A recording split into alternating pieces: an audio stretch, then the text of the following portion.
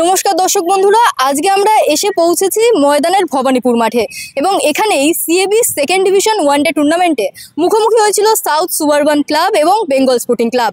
এবং আজকের এই খেলায় সাউথ সুবারবান টসে জিতে প্রথমে ব্যাট করতে যায় এবং 212 রান করে 213 রানের একটা টার্গেট দেয় বেঙ্গল স্পোর্টিংকে এবং বেঙ্গল স্পোর্টিং কিন্তু এই টার্গেটটি সহজেই পূরণ করে ফেলে। লক্ষ্য পূরণ করে কিন্তু আজকের ম্যাচ বেঙ্গল স্পোর্টিং জিতে যায়।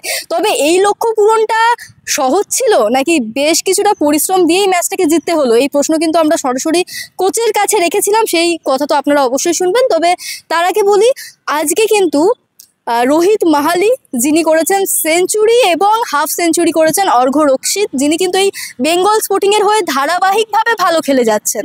এবং আমরা আজকে শেষে ম্যান অফ দ্য ম্যাচ হয়েছেন, যেরকমটা বললাম রোহিত মাহালি, তার সাথেও কথা বলে নিয়েছিলাম। এবং আজকের এই ম্যাচের আরেকটি বিষয় যে বেশিরভাগ ক্ষেত্রে কিন্তু এতদিন ধরে আপনারা দেখেছেন যে ব্যাটার্সরা সেট হয়েও আউট হয়ে যাচ্ছে, তবে আজকের এই ম্যাচের ক্ষেত্রে কিন্তু যে কারণে জয়টা উঠে এলো, ব্যাটার্সরা কিন্তু একেবারে লক্ষ্যে স্থির ছিলেন।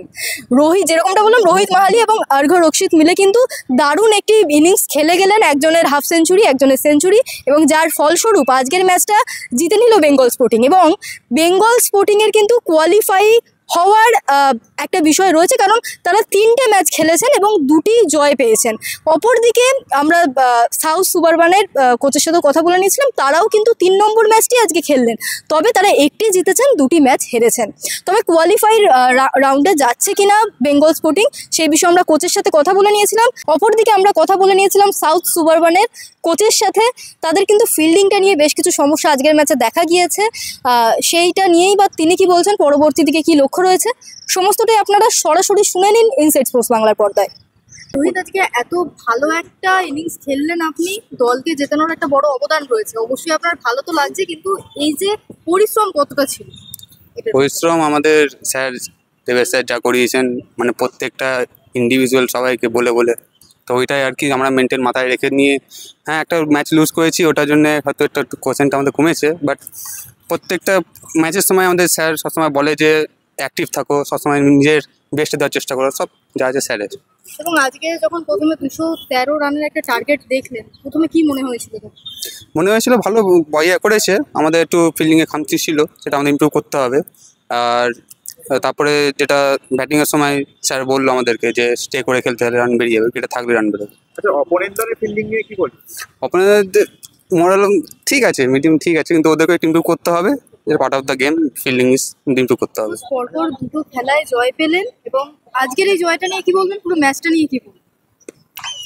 অ্যাকচুয়ালি এটা ক্রিকেটে এরকম হয়ে যায় আর কি। হ্যাঁ, এরকম এত যে বিগ উইনটা সার্টেনলি টিমের ওপর ডিপেন্ড করে না, এটা এক দিন হয়ে যায়, কোনো কারণে ভালো ব্যাটসম্যানরা সেট হয়, মাইন্ড সেট ভালো থাকে, আর বোলাররা হয়তো একটু গন্ডগোল করে ফেলে, এইসব কারণে এরকম বিগ উইনগুলো কিন্তু এটা দিয়ে আপনি একটা টিমকে বিচার করতে পারবেন না। বাট ছেলেরা খুব ভালো খেলেছে, আগেও ভালো খেলেছে, গিয়ারের দিনও ভালো খেলেছে, তা মানে অ্যাকচুয়ালি এরা কসাস ছিল আজকে খুব, এবং খুব ভালো খেলেছে, ভেরি গুড ব্যাটিংস। আমি একটুখানি কোচ হিসেবে যেটা করেছি যে আগের দিন গিয়ারের দিন যে ছেলেরা 100 করলো মোহালি, ওকে 6 নাম্বার নামিয়েছিলাম, তাতে আমার মনে হয়েছিল যে এরকম একটা খেলায় যদি ও খুব অ্যাটাকিং ব্যাটসম্যান, যদি সামনে ওপেন জায়গাটা দিয়ে দিই, তাহলে অনেকক্ষণ ধরে ও শানটা সেট করে খেলবে, দ্যাট ইজ সাকসেস হয়েছে, আমি খুব সাকসেসফুল। দল যেভাবে তৈরি সেই অনুযায়ী টার্গেটটা কি সহজ ছিল নাকি পরিশ্রম করে? হ্যাঁ, আমার মনে হয় সহজ ছিল।